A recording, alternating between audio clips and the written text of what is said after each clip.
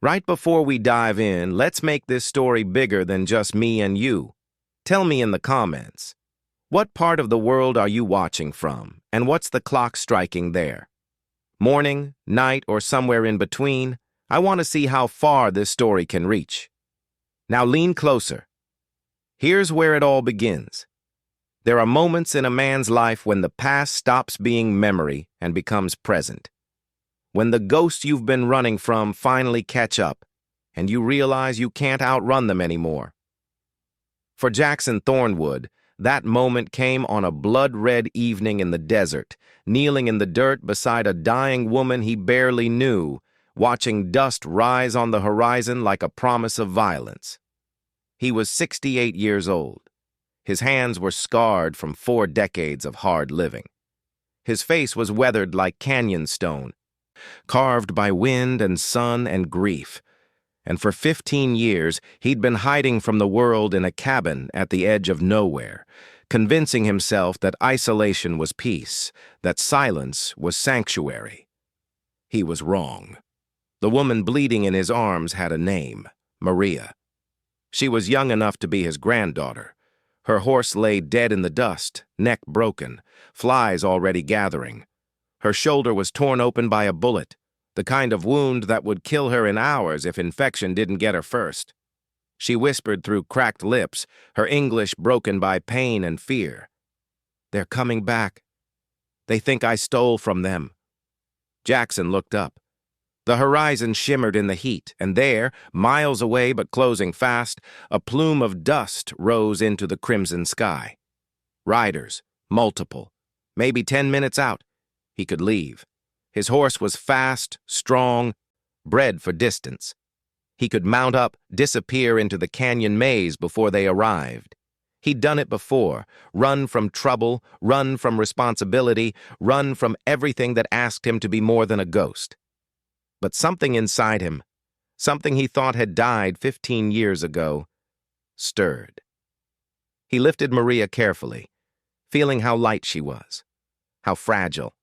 She gasped in pain but didn't cry out. Tough girl, tougher than she looked. He placed her gently on his horse's back, steadied her with one hand, and with the other slapped the animal's flank hard. "Go home, Red," he said quietly. "You know the way." The horse bolted, carrying Maria toward the distant mesa, where Jackson's cabin stood hidden in the shadow of Red Canyon walls. It was a 2-hour ride at that pace. She might make it, she might not, but at least she had a chance. Jackson stood alone in the middle of the road. He reached down, checked his gun belt. One old Colt revolver, the kind they didn't make anymore. 2 bullets left in the cylinder. He'd been meaning to buy more ammunition for months, but never bothered. When you're not planning on using a gun, you stop thinking about bullets. The dust cloud grew larger. He could hear them now, the thunder of hooves, faint but getting louder. 8 riders, maybe 10, armed, angry, coming for the girl, and now they'd find him instead. Jackson began gathering stones from the roadside, piling them into a low barricade. It wouldn't stop bullets, but it might slow them down. Give him a few extra seconds. That was all he needed, a few seconds to make his choice matter. His hands were steady. That surprised him. He'd lived with trembling hands for 15 years. The kind of shake that comes from grief so deep it settles into your bones. But now, facing down death for the first time since he'd stopped caring about living, his hands were rock solid. He knelt behind the barricade, revolver in hand, and waited. The sun bled across the desert, painting everything the color of rust and fire. Vultures circled overhead, patient as death. Jackson watched them and thought about his wife, his son, the life he'd lost, the man he used to be. And then, in the stillness before the storm, he spoke. Not to the riders coming to kill him, but to himself, or maybe to whatever God still listened to broken men. "I'd spent 15 years running from death," he said quietly, his voice rough as gravel. "That day, I finally turned around to face it." The dust cloud crested the ridge. The riders appeared. And everything changed. 3 weeks earlier, the desert was quiet. Jackson Thornwood woke before dawn, the way he always did, not because he wanted to, but because sleep never held him long anymore. The nightmares saw to that. He lay in his narrow bed for a moment, listening to the silence. No bird song yet, no wind, just the vast, empty quiet of a world that had forgotten he existed. He was grateful for that. The cabin was small, built by his own hands 15 years ago when he'd first fled into this forgotten corner of the territory. One room, thick adobe walls, a roof of weathered timber that leaked when it rained, which wasn't often, a stone fireplace, a table, a chair, a bed. Everything a man needed if he didn't need much. The only decoration was a photograph on the mantel above the fireplace, a woman and a young boy, faded now, the edges curling with age. Jackson didn't look at it as he rose. He'd memorized every detail years ago. Looking wouldn't bring them back. He dressed in the half-light, worn denim, a faded shirt, boots that had been resoled 3 times. His gun belt hung on a peg by the door. He strapped it on from habit, not necessity. Out here, the only threats were rattlesnakes and the occasional coyote, and neither required a Colt to handle. Outside, the world was painted in shades of blue and purple, the sun not yet cresting the eastern ridges. His cabin sat in the shadow of towering red canyon walls that rose like the walls of some ancient cathedral. The rock was iron-rich, rust-colored, striped with layers of geological time, eons compressed into stone. Jackson's homestead was modest, a vegetable garden enclosed by a low fence, a small corral for his horse, a well he'd dug himself after 3 failed attempts. Everything was neat, orderly, maintained with the kind of discipline that comes from needing routine to keep from thinking too much. He walked to the well first, drawing water in a wooden bucket. The rope was frayed. He'd need to replace it soon. Another task, another distraction. He carried the water to the garden and poured it slowly along the rows of tomatoes, beans, squash. The plants were thriving despite the harsh climate. Jackson had learned to read the desert, to work with it instead of against it. It was the only thing he'd learned to work with in 15 years. As the sun rose, painting the canyon walls gold and crimson, Jackson tended his morning chores with mechanical precision. Feed the horse, a big roan gelding named Red, who'd been with him since the beginning. Mend a section of fence damaged by some wandering animal. Check the roof for new leaks. Simple work, honest work. The kind that asked nothing of him except his hands. He didn't speak. There was no one to speak to. By mid-morning, the heat was rising, and Jackson retreated to the cabin. He made coffee on the small iron stove, the beans ground by hand, the water boiled in a dented pot. The coffee was strong and bitter, the way he'd learned to like it during his years as a lawman, back when bitter coffee and long nights were the rhythm of life. He didn't think about those years often. Thinking led to remembering, and remembering led to places he couldn't afford to go. But sometimes, in the quiet moments when the work was done and there was nothing left to do but sit, the memories came anyway. He'd been a marshal once, in a town 300 miles northeast of here. A good marshal, people said. Fair, unafraid, the kind of man you wanted standing between you and trouble. He'd worn the badge for 12 years, through range wars and bank robberies, through cattle rustling and claim-jumping disputes. He'd faced down men with faster draws and meaner eyes, and he'd always walked away, until the day he didn't. The memory came unbidden, visceral as a knife wound, riding back into town after a 3-day pursuit of a horse thief, tired, hungry, looking forward to seeing his wife, Sarah, and his boy, Thomas. 8 years old, Thomas, smart as a whip, always asking questions about everything. But when Jackson reached his house, the door was open. He'd known. Even before he dismounted, even before he saw the blood on the porch steps, he'd known. Sarah was in the kitchen, Thomas in his bedroom, both shot, dead hours before Jackson found them. The outlaws, a gang passing through looking for easy money, had broken in, found nothing of value, and killed them out of spite or rage or simple cruelty. Jackson never learned which. The gang was never caught. Jackson tried. God, how he tried.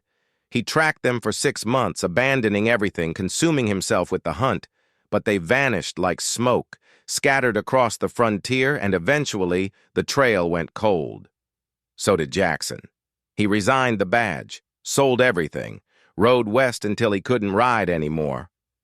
And then he built this cabin in the shadow of red walls and told himself he'd never care about anything again. It was easier that way. Safer. He sat at his table now, 15 years later, his coffee growing cold in his cup, and stared at nothing. His hands trembled slightly. They always did when the memories came. The doctor in the last town he'd passed through had called it a nervous condition, prescribed tonic and rest. Jackson knew better. It wasn't his nerves. It was his soul, fractured and never properly healed. The day passed slowly, as they all did. He worked through the afternoon heat, repairing a saddle that didn't need repairing, oiling leather that was already supple. Busy work. Anything to keep moving, keep his hands occupied. As evening approached, he stood on the small porch he'd built off the front of the cabin and watched the sun descend toward the western horizon. The canyon walls caught the light and blazed like they were on fire, crimson and gold and deep purple shadows. It was beautiful in a stark, unforgiving way. Jackson didn't feel the beauty. He rarely felt anything anymore. He turned to go inside when something caught his eye, a dark shape in the distance, near the edge of his property line where the scrubland gave way to harder terrain. He squinted, shading his eyes. A horse, standing motionless. No rider. Jackson's instincts, dormant for 15 years, stirred. A riderless horse out here meant trouble. Either the rider had been thrown, or worse. He walked back into the cabin, retrieved a canteen and his rifle, a Winchester he kept oiled and loaded despite never using it, and saddled Red. The ride to the property line took 20 minutes. As he approached, details emerged. The horse was a small bay mare, Mexican bred by the look of her, exhausted and lame in the left foreleg. Foam crusted her neck and flanks. She'd been ridden hard, probably for hours, and beneath her, collapsed in the dirt, was the rider. A young woman, early 20s maybe, dark hair, dust-caked skin, wearing trail clothes that had seen better days. She was unconscious, her breathing shallow. Jackson dismounted and knelt beside her, his hands moving with the efficiency of old training, checking for injuries, assessing the damage. A bullet grazed along her left arm, recently scabbed over. Dehydration, exhaustion, nothing immediately fatal, but serious enough. Out here, serious enough could become deadly fast. He lifted her carefully. She was lighter than she looked, all sinew and bone, and laid her across Red's saddle. The bay mare followed without being led, too tired to do anything else. Back at the cabin, Jackson carried the woman inside and laid her on his bed. He fetched water, clean cloth, and the basic medical supplies he kept for emergencies. As he cleaned the wound on her arm and checked for other injuries, she stirred, her eyes fluttering open. They were dark brown, wide with fear and confusion. She saw Jackson leaning over her and recoiled, her hand darting to her belt where a knife was sheathed. Jackson raised his hand slowly, stepping back. "Easy," he said in Spanish, his accent rough but understandable. "You're safe. You collapsed near my land." She stared at him, breathing hard, her hand still on the knife. Her gaze darted around the cabin, taking in the single room, the lack of other people, the rifle leaning by the door. Calculating. Deciding. "Who are you?" she asked in Spanish, her voice hoarse. "Jackson, this is my home. You're not a prisoner, but you need water and rest. That wound on your arm needs cleaning." "I can't stay," she said, trying to sit up. She made it halfway before dizziness forced her back down. "They'll find me." "Who?" She closed her eyes, her jaw set. "It doesn't matter. I need to go." Jackson studied her for a long moment. He recognized the look in her eyes. Hunted.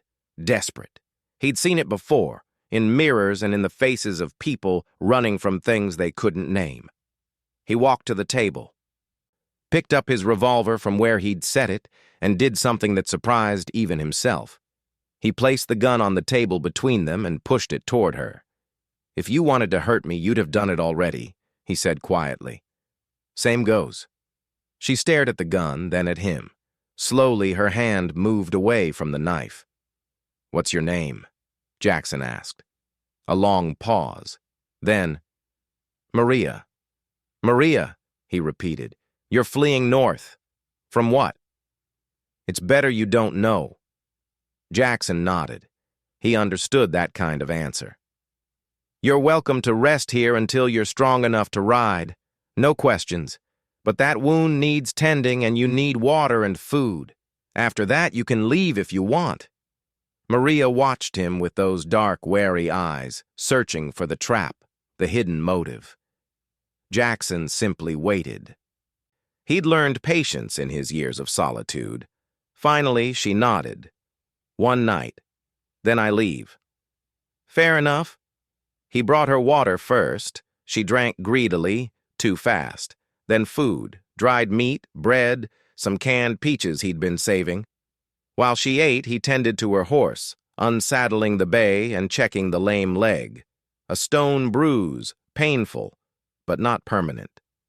The horse would heal with rest. When he returned to the cabin, Maria had finished eating and was sitting on the edge of the bed, looking stronger but still exhausted. The gun was still on the table, untouched. "Thank you," she said in English this time, the words careful. Jackson nodded.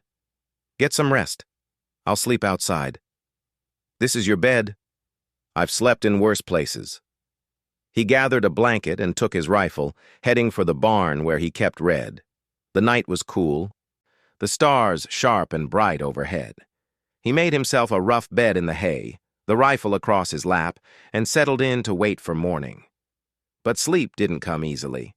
He kept thinking about the fear in Maria's eyes, the way she'd reached for that knife, ready to fight even when she could barely stand. Whatever she was running from, it was bad enough to risk dying in the desert alone. And despite 15 years of trying not to care about anything, Jackson found himself caring about that. It bothered him more than he wanted to admit. Maria was gone when Jackson woke at dawn. Or at least that's what he thought for the first confused moment when he blinked awake in the barn, his back stiff from sleeping on hard-packed earth despite the thin layer of hay. The rifle was still across his lap, his hand instinctively on the grip. But when he walked to the cabin, he found her standing by the well drawing water. She'd changed clothes, wearing what looked like a spare shirt from his trunk, too large on her frame but cleaner than what she'd arrived in. Her hair was wet, pulled back. She'd washed in the pre-dawn darkness. She looked up as he approached, her expression guarded. "I stayed. I see that. Just one more day, to let my horse rest." Jackson nodded. "Makes sense." They stood there in the awkward silence of two strangers forced into proximity by circumstance. Jackson had been alone so long that he'd forgotten how to navigate these moments. The small courtesies, the unspoken negotiations of shared space. Maria broke the silence first. "Is there work I can do? To repay you? You don't owe me anything." "I do," she insisted, and there was pride in her voice. The kind that wouldn't accept charity. Jackson understood that too. "The garden could use tending. Weeds are getting ahead of me." It wasn't entirely true. Jackson kept the garden meticulously maintained, but it gave her something to do, some way to feel less indebted. She nodded and headed toward the fenced plot without another word. The days began to establish a rhythm. Neither of them spoke much. Maria because she was naturally quiet, or perhaps because her English was limited, Jackson because he'd lost the habit of conversation years ago. But they worked side by side, and in the silence, something unexpected began to grow. Trust. It started small. Maria would anticipate when Jackson needed a tool and hand it to him without being asked. Jackson would leave food prepared when Maria was working late in the garden. These tiny gestures, meaningless on their own, accumulated weight. On the third day, they shared dinner, beans and cornbread, simple frontier fare, at the small table. Maria ate slowly, her eyes occasionally drifting to the photograph on the mantel. She didn't ask about it, and Jackson didn't offer, but later, after the meal, she spoke quietly. "I had a brother, younger. He died 2 years ago. Sickness." Jackson's hand paused on his coffee cup. He glanced at the photograph, then back at Maria. His throat felt tight. "I'm sorry." "It doesn't stop," she said, and her voice carried the weight of someone who understood grief as a permanent condition. "The missing them." "No," Jackson agreed. "It doesn't." They sat in silence after that, but it was a different kind of silence, one that acknowledged shared pain without trying to fix it. Jackson felt something shift inside him, some locked door he'd kept closed for 15 years opening just a crack. It terrified him. The next morning, he found Maria attempting to mend a tear in his coat, the one he wore when the nights got cold. She was struggling with the needle, her stitches uneven, but she was trying. Jackson watched her for a moment, then quietly took his late wife's riding gloves from the trunk where he kept them and placed them on the table beside her. "Your hands are getting torn up from the garden work," he said. "These will help." Maria looked at the gloves, then at him, understanding what he was really offering. These weren't just gloves. They were a piece of memory, something precious. She picked them up carefully, reverently. "Are you sure?" Jackson nodded. "She'd want them used. Not buried in a trunk." Maria didn't say thank you. She didn't need to. Instead, she finished mending his coat with new determination, her stitches becoming smaller, neater. When she handed it back, the repair was nearly invisible. They were learning each other's language, not Spanish or English, but the older tongue of gesture and presence, of what was offered and what was accepted. A week passed. Then 2. Maria's horse healed. She could have left, should have left, but she stayed. Neither of them acknowledged this fact directly. It simply became the new reality. Jackson found himself looking forward to the morning ritual of working side by side. Maria had a good instinct for the land, understanding when to water and when to wait, how to coax growth from reluctant soil. She sang sometimes while she worked, soft Spanish songs Jackson didn't understand but found soothing nonetheless. He was humming one of her melodies under his breath one afternoon when he realized what was happening. He was healing, or at least he was remembering what it felt like to exist alongside another person without carrying the full weight of solitude every moment. It should have made him happy. Instead, it made him afraid. Because healing meant vulnerability, and vulnerability meant you could be hurt again. And Jackson had already been hurt more than any man should bear. He was in town when the fear proved justified. The settlement was barely worth the name. A handful of buildings clustered around a crossroads where 2 trails met, one heading east toward the territories, the other south toward Mexico. General store, blacksmith, a saloon that served as town hall and social center, a handful of houses. Maybe 40 people lived there year-round, more when cattle drives passed through. Jackson rode in once a month for supplies, no more often than necessary. He didn't like towns, even small ones. Too many people, too many questions, too many chances to be reminded that he'd once been someone other than a hermit in a canyon. But they were low on flour and coffee, and his rifle needed a new firing pin, necessities that couldn't be avoided. He tied Red to the post outside the general store and stepped inside, nodding to the proprietor, an aging man named Caleb who'd long since learned not to press Jackson for conversation. They conducted their business with minimal words. Jackson pointed to what he needed, Caleb tallied the cost, Money exchanged hands. Jackson was loading the supplies into his saddlebags when he heard Spanish voices, multiple speakers, male, traveling in from the South Road. He glanced up and saw them. 3 riders, Mexican vaqueros by their dress and bearing, good horses, well-maintained tack, silver details on their saddles that spoke of wealth. Not outlaws, then. Something else. They dismounted at the saloon and went inside. Jackson might have thought nothing of it. Vaqueros passed through occasionally, trailing herds or conducting business, but something about their manner caught his attention. They moved with purpose, like men on a specific mission. Against his better judgment, curiosity stirred. Or maybe not curiosity. Maybe instinct, the old lawman's instinct that recognized when something was off balance in the world. He finished securing his supplies and walked to the saloon.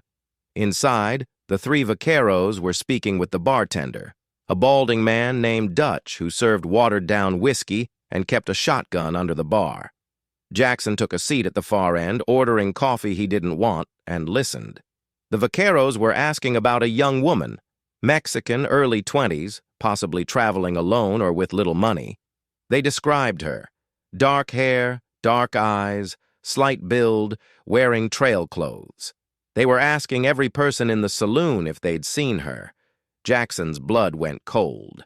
They were describing Maria. The lead vaquero was in his 40s, distinguished-looking, with a carefully trimmed beard and eyes that missed nothing.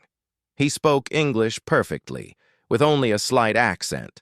Educated, Jackson noted. Money and education together. That made him dangerous in a different way than outlaws. "She has stolen from my family," the vaquero was explaining to Dutch, his tone polite but firm.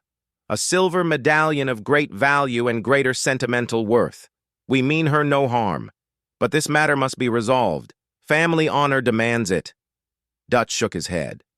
"Haven't seen anyone like that, senor. But I'll keep an eye out." The vaquero produced a card from his vest pocket, laying it on the bar.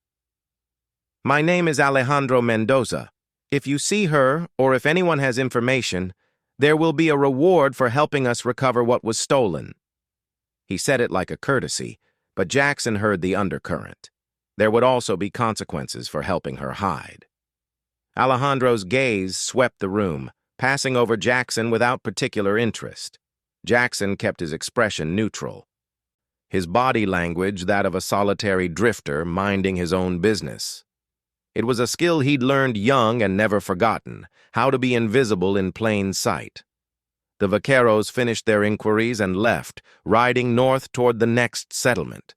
Jackson waited 10 minutes, paid for his coffee, and left as casually as he'd arrived.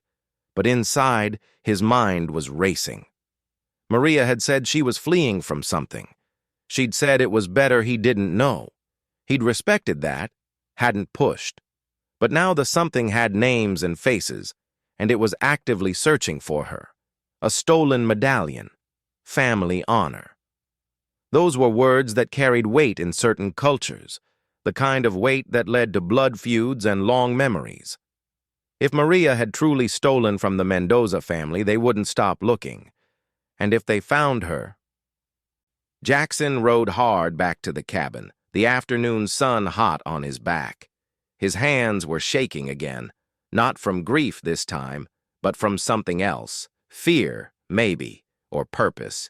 He wasn't sure there was much difference anymore. When he reached the homestead, Maria was in the garden, her back to him, humming one of her songs. She looked peaceful, content even. For a moment, Jackson considered not telling her. Let her have one more day of peace. But that was cowardice. And whatever else Jackson had become, he wasn't a coward. He dismounted and walked toward her. She turned at the sound of his boots, smiling. Actually smiling, something he'd only seen from her a handful of times. The smile faded when she saw his expression. What happened? Jackson told her. Everything. The vaqueros. Their description. Alejandro's name and his claim about the stolen medallion. Maria's face went pale, then hard. Did you tell them? She asked, her hand moving instinctively toward where she kept her knife. No. Why not? Jackson met her eyes. Because you're under my roof. That means something, even if the law doesn't recognize it anymore. Maria stared at him for a long moment, and Jackson saw her walls coming back up, the trust they'd built starting to crack. She was preparing to run again. Don't, he said quietly. Don't run. Not yet. At least tell me the truth. Did you steal from them? Yes, she said, and her chin lifted defiantly. And no, that's not an answer. It's the only one I have. The sun was setting, painting the canyon walls in shades of fire. In the distance, Jackson thought he saw something, a flicker of light, like a campfire being started. His jaw tightened. They're watching, he said. They've probably been watching for days, waiting to see if you'd show up here. Then I'll leave tonight. Lead them away from you. And go where? You think you can outrun them on a lame horse? You'll be dead in 2 days, either from them or the desert. That's my problem, Maria said, her voice brittle. I never should have stayed. I put you in danger. I'm already in danger, Jackson said, and he was surprised by the anger in his own voice. The moment I pulled you off that dirt, I chose a side. You don't get to take that back now. They stood facing each other, the garden between them, the light dying. Finally, Maria spoke, her voice barely above a whisper. The medallion was my mother's, given to her by my grandmother. When my mother died, she gave it to me. My father, he remarried into the Mendoza family. Wealthy ranchers, powerful. When he died 6 months ago, they claimed everything. The land, the house, my mother's belongings, everything, including the medallion. She paused, her hands clenched into fists. I tried to fight them legally, but their family has judges in their pocket, lawyers. I had nothing. So I took what was mine and I ran. In their eyes, I'm a thief. In mine, I was reclaiming my mother's memory. Jackson listened, and he understood the complexity of it. This wasn't simple right or wrong. This was about patrimony and power, about legal ownership versus moral right. The law would side with the Mendozas. They had papers, wealth, influence. Maria had nothing but her claim and her grief. I should have told you, Maria said. I'm sorry. Why didn't you? Because I knew what you'd say, that I should give it back, that it's not worth dying for. Is it? Jackson asked. Worth dying for? Maria's hand went to her neck, where a thin chain hung beneath her shirt. She pulled it out, a silver medallion, intricately carved, about the size of a $50. Even in the dying light, it gleamed. It's all I have left of her, Maria said simply. My mother wore this every day. She'd touch it when she was worried, kiss it when she prayed. It's not about the silver, it's about memory, about knowing that she existed, that she mattered. If I give it back, it'll go into some Mendoza vault, and she'll be forgotten. I can't let that happen. Jackson understood. God help him, he understood completely. His eyes drifted to the cabin, to the photograph on the mantel that he couldn't throw away but couldn't bear to look at. Then we don't give it back, he said. They'll come for it. For me. Let them come. Jackson. I've spent 15 years avoiding trouble, he interrupted, his voice rough. Maybe that was the problem. Maybe running doesn't solve anything. It just postpones it. That night, Jackson didn't sleep in the barn. He took his rifle, his revolver, and positioned himself on the porch where he could see the approaches to the cabin. Maria stayed inside, but he knew she wasn't sleeping either. He could see lamplight through the window, her shadow moving occasionally. In the distance, the campfire he'd spotted earlier still burned. They were out there, watching, waiting. Jackson checked his revolver again, still only 2 bullets. He'd been meaning to buy more for months. He'd have to make them count. They came at sunrise. Jackson had been awake all night, his body running on the kind of adrenaline he hadn't felt in 15 years. Every sound made him tense. The cry of a night bird, the skitter of a lizard across stone, the distant howl of coyotes. But the riders didn't come in darkness. They waited for dawn, and Jackson understood why. They wanted to be seen. This wasn't an ambush. This was a formal confrontation. 8 riders crested the ridge just as the sun broke over the eastern horizon, silhouetting them in gold and crimson. They rode slowly, deliberately, their horses stepping in formation like a military unit. Not outlaws, not bandits. Vaqueros from a proud family, conducting what they considered legitimate business. Alejandro Mendoza rode at their head, his bearing erect, his face calm. He raised one hand when they were 100 yards out, a gesture of parley, not attack. Jackson remained on the porch, rifle in hand but not raised. He'd positioned Maria inside the cabin with instructions to stay down and stay quiet. The riders approached to within 20 yards and stopped.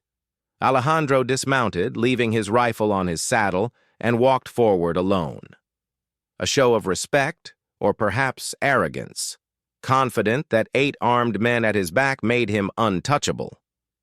"Buenos dias," Alejandro said, his voice carrying easily in the still morning air. "I am Alejandro Mendoza. I believe you know why I am here." "I do," Jackson replied. "Then you also know that I have no quarrel with you, senor. My business is with the woman who has stolen from my family. Give her to us, and we will leave in peace." "You have my word as a caballero." "Your word as a gentleman," Jackson translated. "And what happens to her after she leaves with you?" "That is a family matter. She will face judgment for her dishonor." "What kind of judgment?" Alejandro's expression didn't change, but something flickered in his eyes. Irritation, perhaps, at being questioned. "She will return what was stolen. She will submit to my family's authority. And she will be escorted back to Mexico, where arrangements will be made for her future." "Arrangements," Jackson repeated. "That's a careful word. Does it mean prison? Servitude? Something worse?" "It means justice, as my family defines it." "Justice," Jackson said slowly. "Interesting, because from where I'm standing it looks more like vengeance dressed up in fancy language." Alejandro's jaw tightened. "You do not understand our ways, senor. This is about honor. She has shamed my family by her actions. That shame must be answered. She took back what belonged to her mother." "According to her. The courts ruled otherwise. Legal ownership was established." "Legal because your family has money and influence, not because it was right.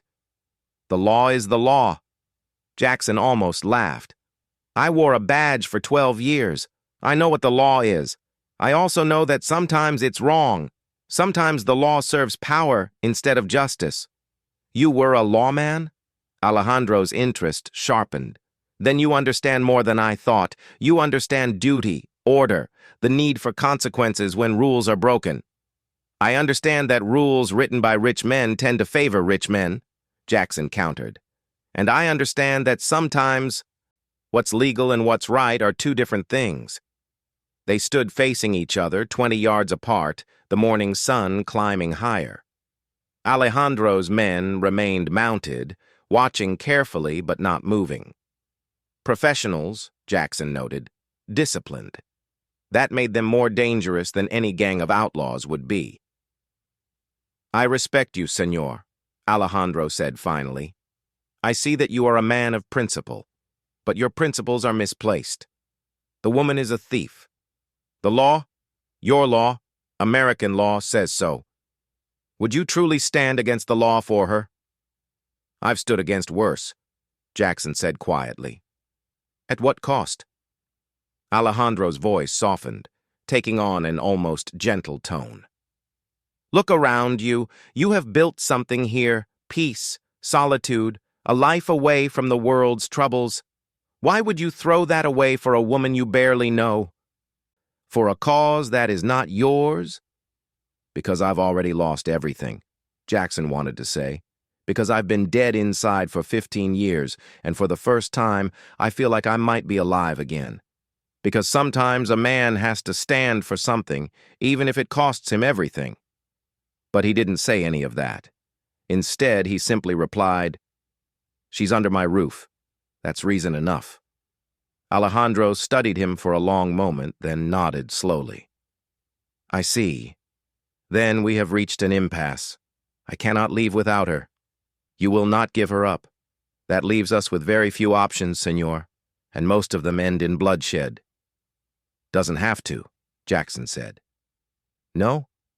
Then what do you propose?" "I am a reasonable man. Convince me." Jackson had been thinking about this all night, turning over possibilities, looking for a third path between violence and surrender. He'd learned in his years as a marshal that the best solutions were often the ones nobody expected. "You say this is about honor," Jackson said. "About proving your family's authority and Maria's submission to it." "Correct. Then make it a test of honor instead of force.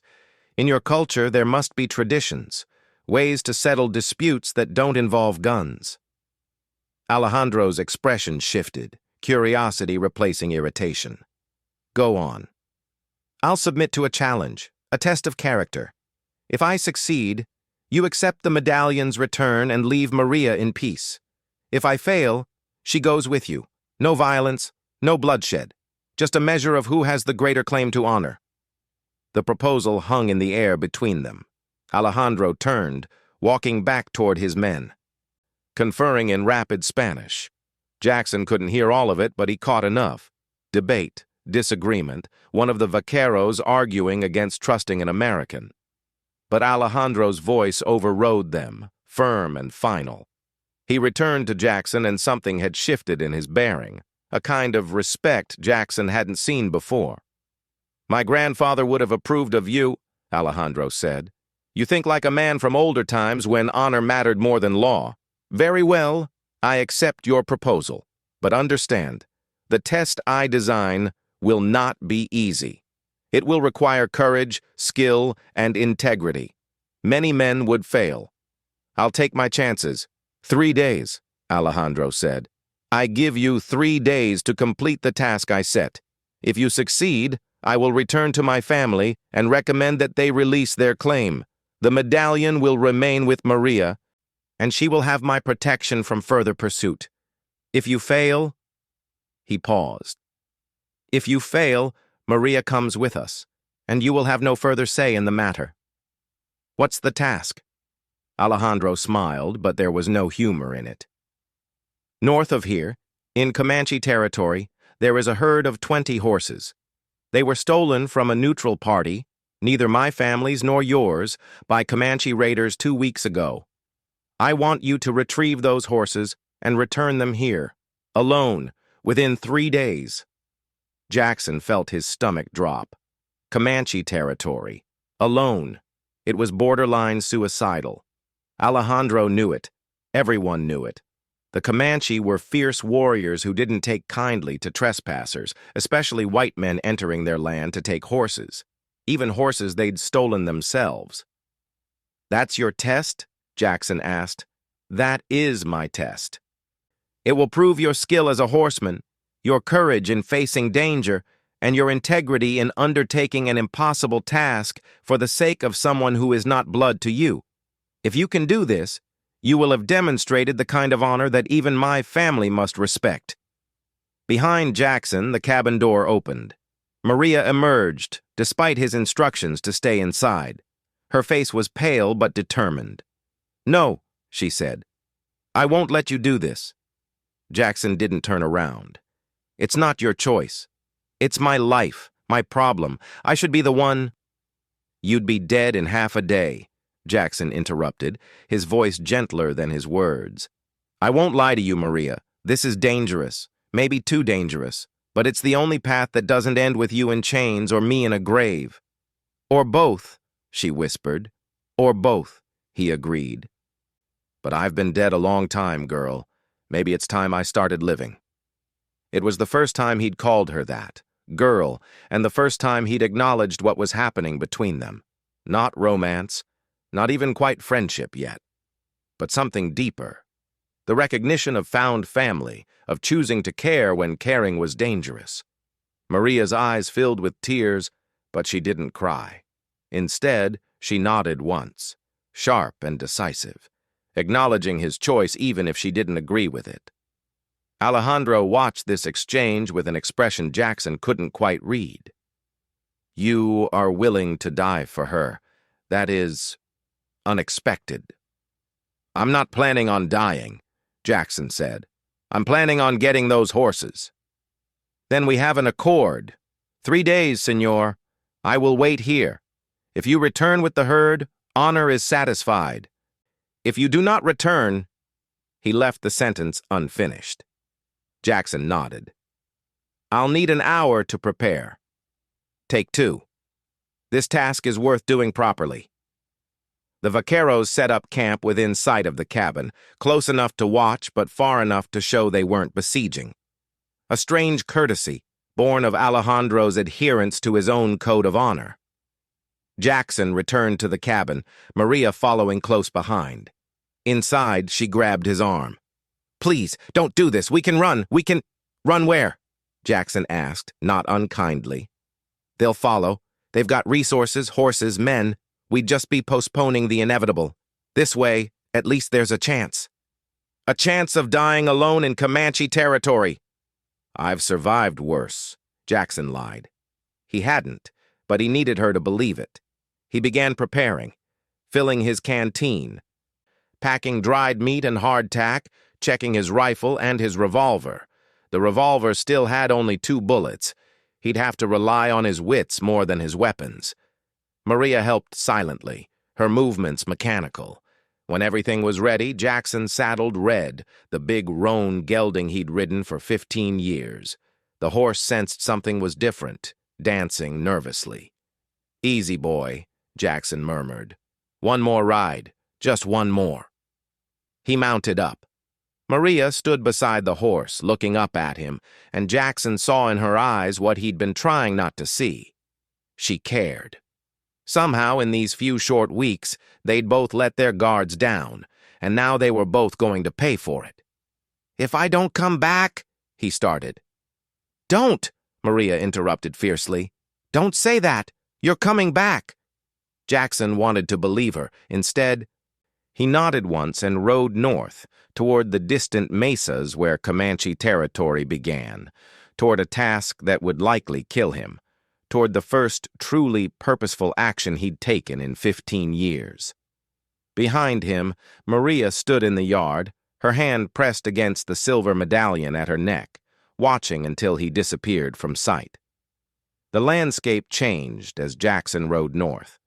The Red Canyon walls gave way to flatter terrain, dotted with sagebrush and stunted juniper.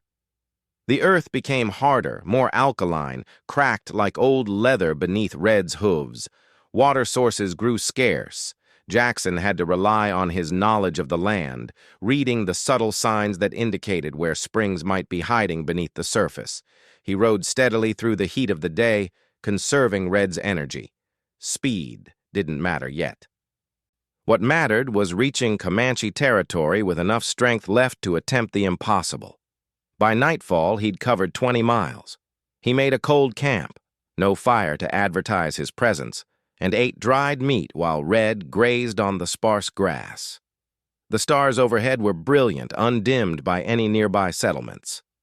Jackson sat with his back against a rock outcropping and tried not to think about what he was riding toward. The Comanche. He'd encountered them before, years ago when he was younger and wore a badge.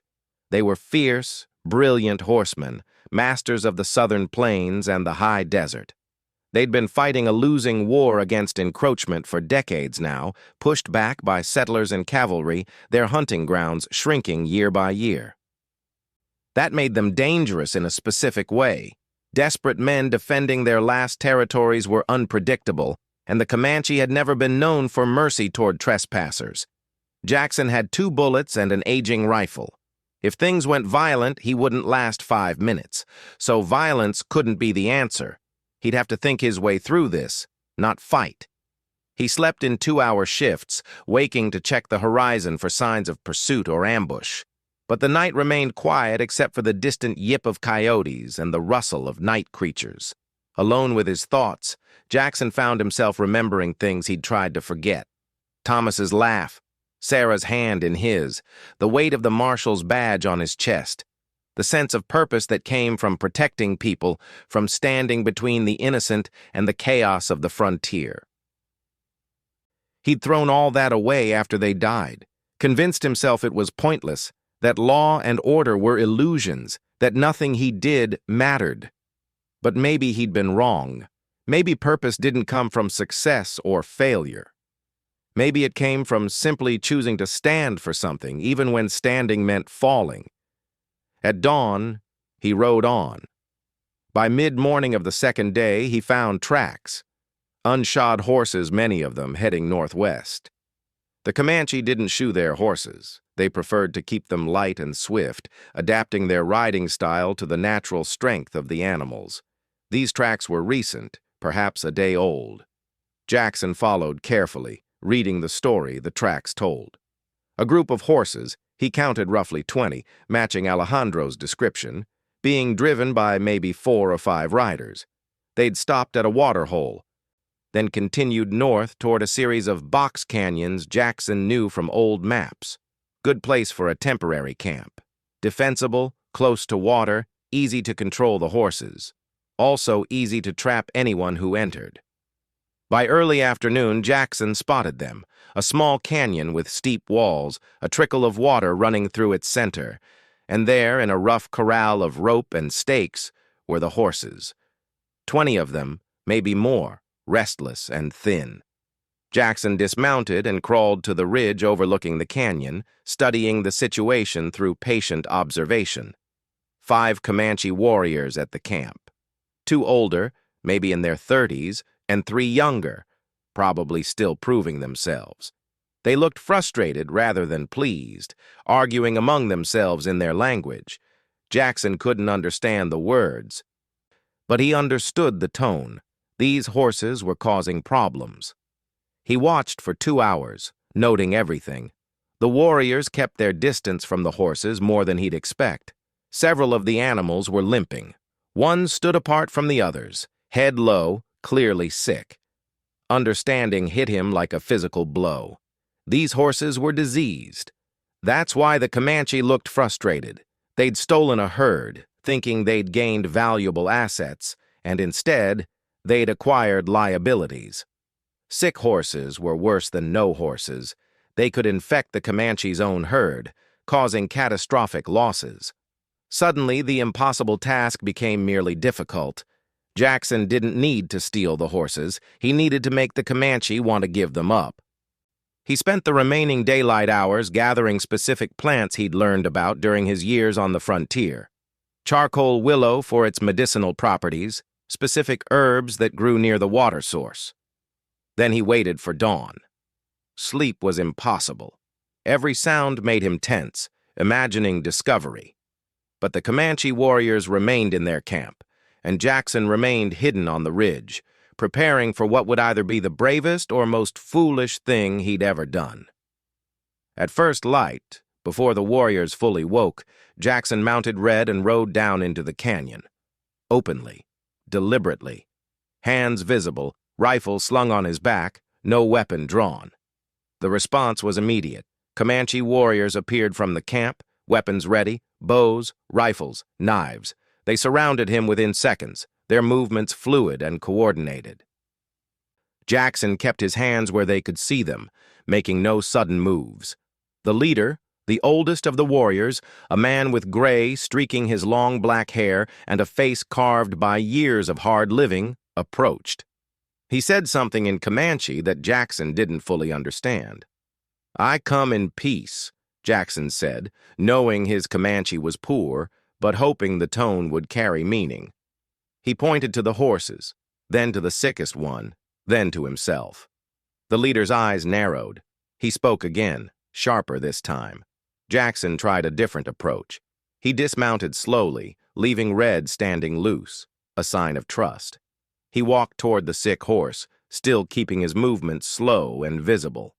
The Comanche warriors tensed but didn't stop him. The horse's condition was worse up close. Swollen glands, discolored gums, a distinctive smell that spoke of internal rot. Jackson had seen this before.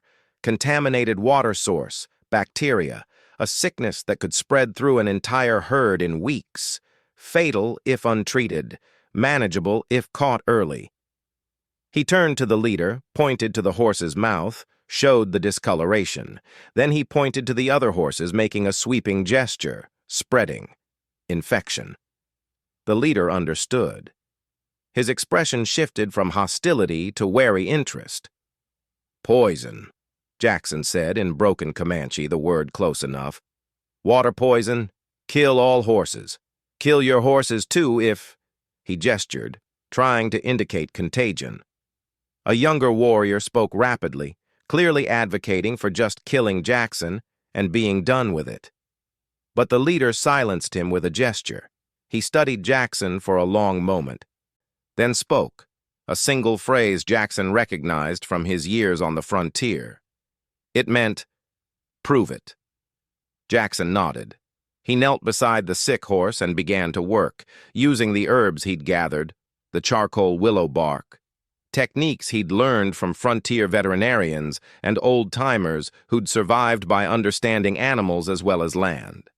His hands were steady as he forced medicine into the horse's mouth, applied poultices to the swollen glands, worked to bring down the fever. The Comanche warriors watched in silence. Hours passed. The sun climbed, the heat grew oppressive.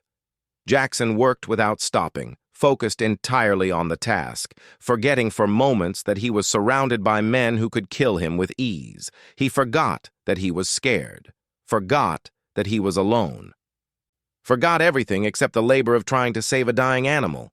And in that forgetting, something unlocked inside him, a memory of who he used to be before grief made him small. A man who fought for things, a man who didn't give up. He whispered to the horse, speaking as if to his lost son. "Come on, boy. Stay with me. Just stay." His voice cracked. "Please stay." Tears fell into the dust, absorbed instantly by the dry earth. The horse's breathing changed, deepened, steadied. By late afternoon, the animal lifted its head, weak but alive, conscious, responding. Gray Wolf, Jackson would learn his name later, knelt beside him. He placed one hand on the horse's neck, feeling the steadier heartbeat, then looked at Jackson with something that might have been respect. He spoke in Comanche, a longer statement. Then, perhaps seeing Jackson's confusion, he switched to broken English. "You have medicine. In hands. In heart." He gestured to the other horses. "Take. They yours. We not want sick horses. You fix. You take away. Good trade." Jackson almost laughed with relief. Almost. Instead, he nodded gravely, accepting the offer as if it had been his plan all along. Gray Wolf stood, offered his hand. Jackson took it, a warrior's grip testing strength. Then Gray Wolf smiled, just slightly, and said something else. Jackson didn't understand the words, but he understood the meaning. You're either very brave or very foolish. Perhaps both. Both, Jackson agreed in English. By sunset, he was herding 20 horses south, back toward his cabin, back toward Maria and Alejandro, and a confrontation that would determine whether his crazy gamble had been worth it. He was exhausted, dehydrated, running on nothing but determination. His hands shook, not from fear this time, but from sheer physical strain. But the horses were his. The task was complete. And for the first time in 15 years, Jackson felt something he'd forgotten existed. Pride. Not in success, but in trying, in risking, in choosing to fight for something beyond himself. He rode through the night, pushing hard to make the 3-day deadline. Red was tired but game, sensing the urgency. The herd followed, the sick horse moving better now, the others settling into the rhythm of the drive. Jackson talked to them as they moved, his voice hoarse. Almost there. Almost home. Just a little further. Home. He'd called it home. When had that happened? When had the cabin stopped being a hiding place and become something more? Dawn broke on the third day, and in the distance, Jackson saw the red canyon walls rising, saw the familiar silhouette of his homestead, saw the vaqueros' camp, and two figures standing outside the cabin, one tall and formal, one smaller and tense. Alejandro and Maria watching his approach. He drove the horses into the yard, 20 strong, and dismounted. His legs almost gave out. He had to steady himself against Red's flank, but he stayed upright. Alejandro walked forward slowly, his expression somewhere between shock and admiration. "I did not think it possible." "Neither did I," Jackson admitted. Alejandro reached out, not to shake hands, but to grip Jackson's shoulder, a gesture of respect between equals. "You have proven yourself a man of honor, senor. You have my word. Maria is under my family's protection from this day forward. The medallion is hers by right of courage, if not by law." Maria ran forward, and Jackson thought for a moment she might actually embrace him. Instead, she stopped just short, her eyes searching his face. "You came back," she whispered. "I came back," he agreed. And in that moment, standing in the dust with 20 exhausted horses and 8 stunned vaqueros and 1 overwhelmed young woman, Jackson Thornwood realized something profound. He was alive again, truly, finally alive. The vaqueros left at sunset, riding south in formation, Alejandro at their head. Before they departed, Alejandro had one final conversation with Maria, conducted in Spanish too rapid for Jackson to follow completely.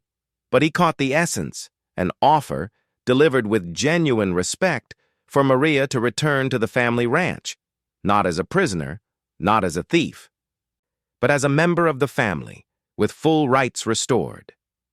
Jackson watched from the porch as Maria considered the offer. This was everything she'd been fighting for: recognition, acceptance, a place in the world that was rightfully hers. And Alejandro was offering it freely, his pride apparently set aside in favor of honor. It was a good offer, the right offer, by any reasonable measure. Maria looked at the distant ranch lands to the south, then back at the cabin, at the small garden she'd helped tend, at the well they'd repaired together, at Jackson, standing quiet and patient, leaving the choice entirely to her. "Thank you," she said to Alejandro in Spanish. "But I've found something here worth more than property or position. I've found family." Alejandro nodded, unsurprised. "Then I wish you well, señorita." "May you find the peace you deserve." He mounted his horse, raised one hand in salute to Jackson, and led his men away. They rode until they disappeared beyond the ridge, and Jackson felt tension he'd been carrying for days finally release. It was over. They'd won. Not through violence, not through surrender, but through something harder, choosing the more difficult path and walking it to the end. Maria stood beside him on the porch, and they watched the last light fade from the western sky. The canyon walls caught fire in the sunset, blazing crimson and gold. And for the first time in 15 years, Jackson thought the beauty was something more than painful. "You didn't have to turn him down?" Jackson said quietly. "That was everything you wanted?" "It was everything I thought I wanted," Maria corrected. "Turns out, what I needed was different." They stood in comfortable silence, the kind that had grown between them over weeks of shared labor and quiet trust. Finally, Maria spoke again. "Thank you for risking everything for someone you barely knew." Jackson was quiet for a long moment, thinking about how to answer. Finally, 15 years ago, I couldn't save the people I loved. I couldn't even try. I wasn't there. All I could do was hunt the ones who killed them. And I failed at that too. I've been stuck, I guess. Stuck in that moment, in that failure, And I told myself it was better to stop trying, to stop caring, because caring only led to loss. He paused, his voice rough with emotion. But these past weeks, watching you fight for something that mattered to you, watching you refuse to give up even when giving up, would have been easier. It reminded me that the trying matters more than the outcome, that caring, even when it hurts, is what makes us human. Maria's eyes were bright with unshed tears. So you did it for yourself as much as for me. Maybe, Jackson admitted. Maybe we saved each other. She reached out, took his weathered hand in her smaller, rougher one. Gracias, padre. The word, father, hit Jackson like a physical blow. Not because it hurt, but because it healed something he'd thought was beyond healing. He had a son once, Thomas, dead 15 years now, buried in a grave Jackson had never been able to return to. But here was Maria, offering him something he'd never thought to have again, the chance to be a father.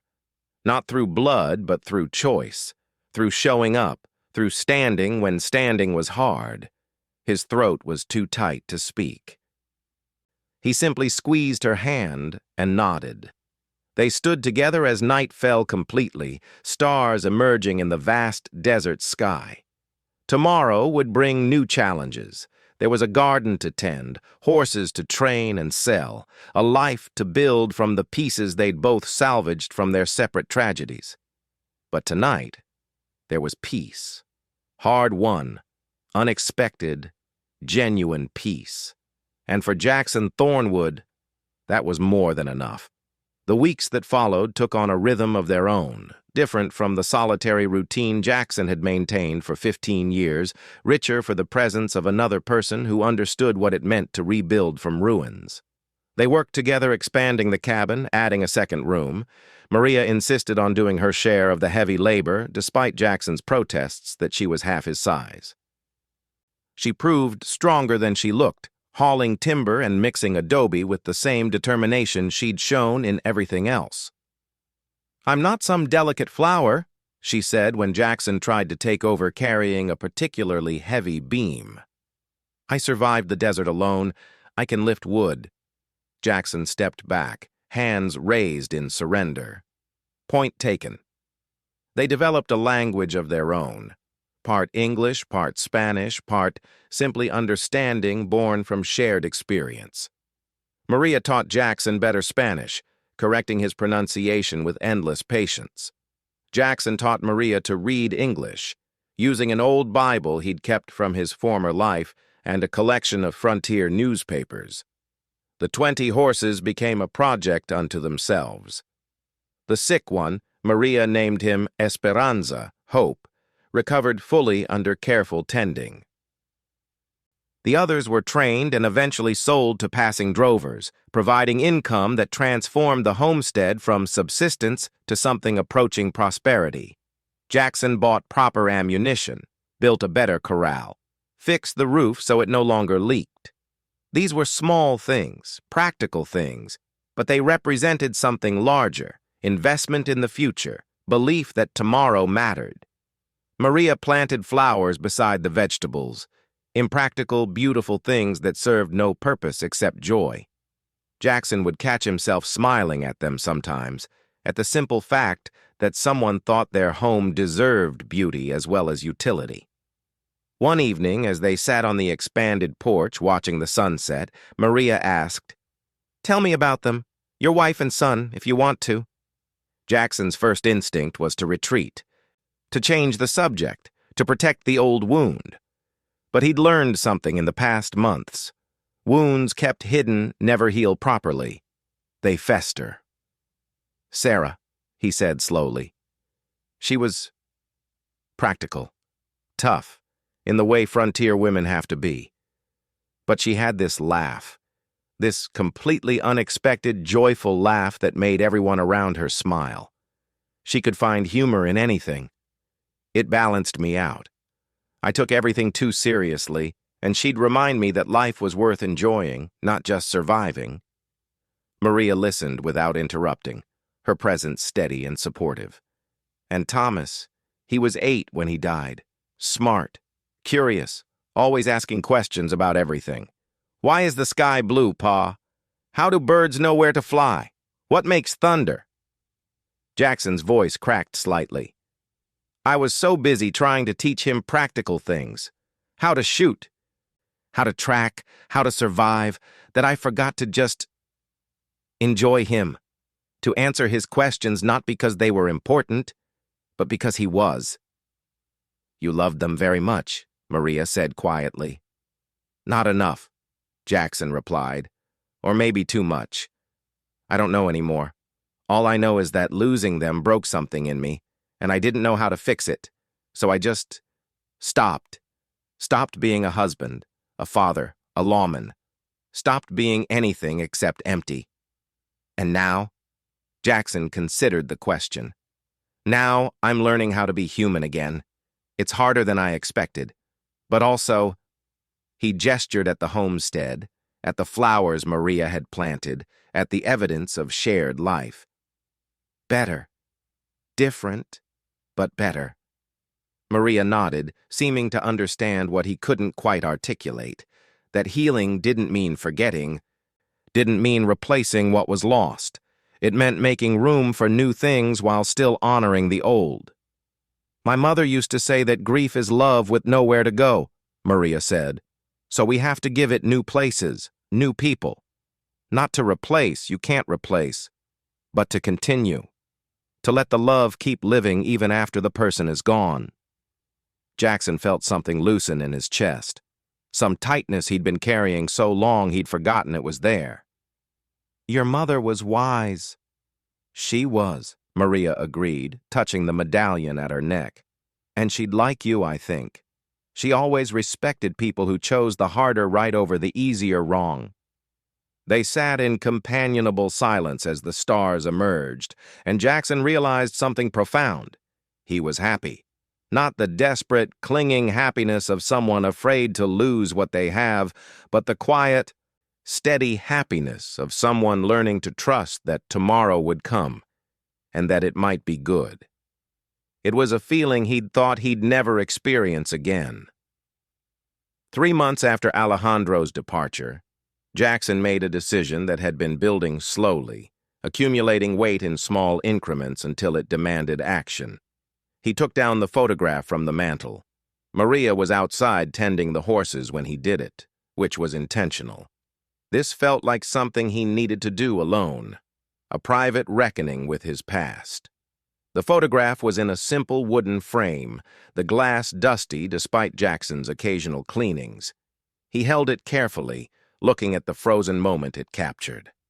Sarah in her Sunday dress, Thomas standing beside her trying to look serious, but with laughter in his eyes. They looked so young, so alive. Jackson's hands didn't shake. That surprised him. He'd expected this moment to hurt more, to feel like a betrayal or abandonment. Instead, it felt like permission. Permission to move forward, to let them be memory instead of monument. They'd want me to keep living, he said aloud to the empty cabin, testing the words. They felt true. He didn't throw the photograph away or destroy it. That would have been wrong, a different kind of betrayal. Instead, he carefully wrapped it in cloth and placed it in the bottom drawer of his trunk, beneath his few spare clothes. Not forgotten, not hidden, simply put away, kept safe but no longer the center of his daily existence. When Maria came in an hour later, she noticed immediately. The wall where the photograph had hung for 15 years was blank. A slightly darker square of adobe showing where the frame had protected it from years of accumulated dust and smoke. She looked at the empty space, then at Jackson, a question in her eyes. It was time, Jackson said simply. Maria nodded, understanding without needing explanation. Then she went to her belongings and retrieved something Jackson hadn't seen before. A sketchbook, cheap paper, and a stub of charcoal. She'd been drawing, he realized, during quiet moments he hadn't noticed. She opened to a page and showed him. A sketch of the homestead, surprisingly detailed and skilled. The cabin, the garden, the canyon walls rising behind. And in the foreground, two figures working side by side, one tall and weathered, one smaller and determined. I thought, Maria hesitated, suddenly shy. I thought maybe we could put this up instead. If you want, a new picture for a new family. Jackson looked at the drawing, at the care Maria had put into every line, at the way she'd captured not just the physical space, but the feeling of it, of home rebuilt, of shared purpose, of two people learning to trust again. His vision blurred. It's perfect. They hung the drawing on the wall together, and when it was done, Jackson stepped back to study it. The cabin didn't look empty anymore. It looked lived in, loved, full of possibility. That night, for the first time in 15 years, Jackson slept without nightmares. As autumn gave way to winter, the desert transformed. The brutal heat mellowed into comfortable days and cold nights. The vegetation shifted, dormant but not dead, waiting for spring, and the homestead prepared for the leaner months ahead. Jackson and Maria worked together to stockpile supplies, salting meat and storing dried goods. They sealed cracks in the cabin walls against the cold winds that would come. They built a proper shelter for the horses, including Esperanza, who'd become something of a pet despite his size. Jackson found himself planning not just for this winter, but for next year and the year after. He sketched ideas for improving the property, a better irrigation system for the garden, a larger corral, maybe even a small barn. Plans that required believing in a future. Maria caught him one evening poring over these sketches by lamplight, her expression amused and fond. "What?" Jackson asked, suddenly self-conscious. "Nothing, it's just, you're happy. Really happy. I can see it." Jackson considered denying it, then realized there was no point. "I suppose I am. Strange, isn't it? I spent so many years convinced I'd never feel this way again." "Not strange," Maria said, settling into the chair across from him. "Deserved." They talked late into the night, as had become their habit, about small things and large, about the past and the future, about nothing and everything. Jackson told stories about his years as a marshal, the strange cases and stranger people. Maria shared memories of her mother, of growing up between two cultures, of learning to be tough while staying tender. "Do you miss it?" Maria asked. "Being a lawman?" Jackson thought about that. "I miss the purpose, the feeling that what I did mattered, that I was protecting something worth protecting. But the violence, the constant edge of danger, no, I don't miss that. And out here I've found a different kind of purpose. Smaller scale maybe, but more real somehow." "Building instead of fighting," Maria observed. "Exactly." The winter passed peacefully. Snow came to the high country, though the canyon remained relatively clear. They endured a few hard freezes that tested their preparations, but the cabin stayed warm and their supplies held. When spring arrived, they emerged ready to expand, to build on what they'd established. Jackson was 69 now, older than his father had lived to be, older than he'd expected to become. But he felt stronger than he had in decades. Not physically, perhaps, but in the ways that mattered. Mentally, emotionally, spiritually, if such a word applied. Maria turned 23 that spring. They celebrated with a cake Maria taught Jackson to make, following her mother's recipe.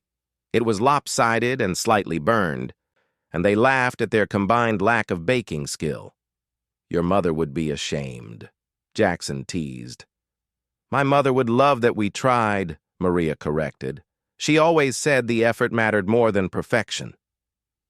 It was in these small moments, laughter over burned cake, shared work in the garden, evening conversations on the porch, that Jackson realized he'd built something more valuable than all his years as a marshal had ever achieved.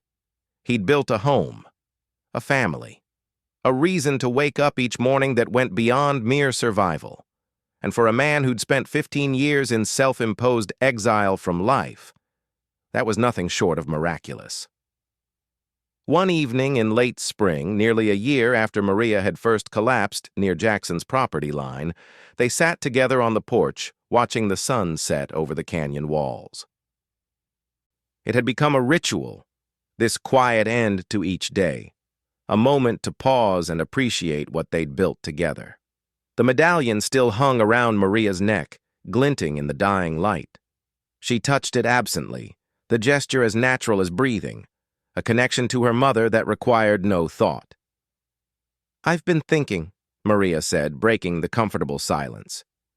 About what comes next. We've built something good here.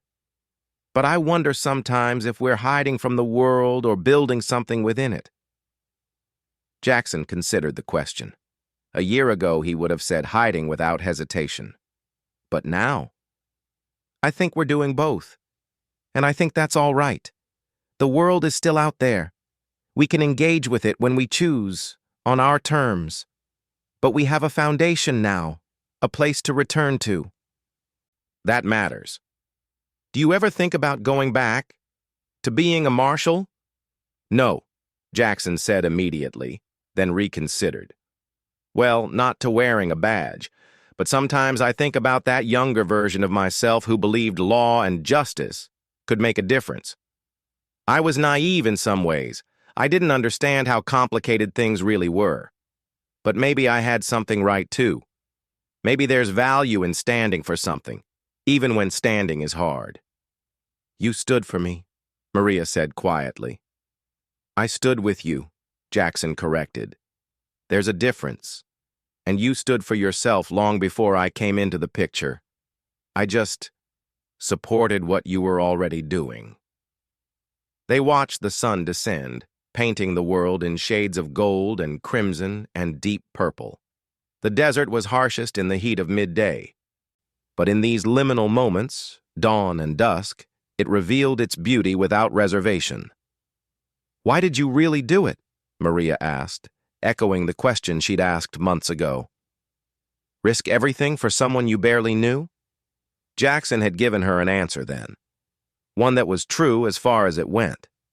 But there was more to say, and he'd been waiting for the right moment to say it. 15 years ago, he began slowly, I couldn't save the people I loved. I wasn't there when they needed me most.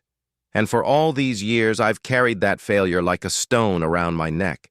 I told myself it was penance, that I deserved to be alone, that caring about anything again would be a betrayal of their memory. He paused, watching the light fade. But I was wrong. The betrayal wasn't in moving forward. It was in stopping. Sarah and Thomas wouldn't have wanted me to spend 15 years as a ghost. They would have wanted me to live, to find joy again, to keep being the man they loved. Maria waited, sensing there was more. When I found you dying in the dirt, and those riders were coming, I had a choice. Run and stay safe, or stay and risk everything. And in that moment I realized something. I'd been given a chance I didn't get with my family. A chance to be there when someone needed me. To stand when standing mattered. To try, even if trying meant failing. His voice roughened with emotion. Maybe I couldn't save them, but I could save you. And maybe that's not enough to balance the scales or fix what was broken. But maybe it's enough to prove I could still fight for something, that I wasn't completely dead inside. Maria's eyes were bright with tears. It's more than enough. You didn't just save my life. You saved yourself. And somehow you saved me too. Gave me a reason to stop running, to believe I deserved a home, a family. Jackson placed his hand over hers, the gesture natural now after months of quiet companionship. Gracias, hija, he said in careful Spanish. Daughter. Maria smiled through her tears, and they sat together as the last light faded from the sky, leaving them in darkness broken only by emerging stars and the warm glow of lamplight from the cabin behind them. What do we do now? Maria asked.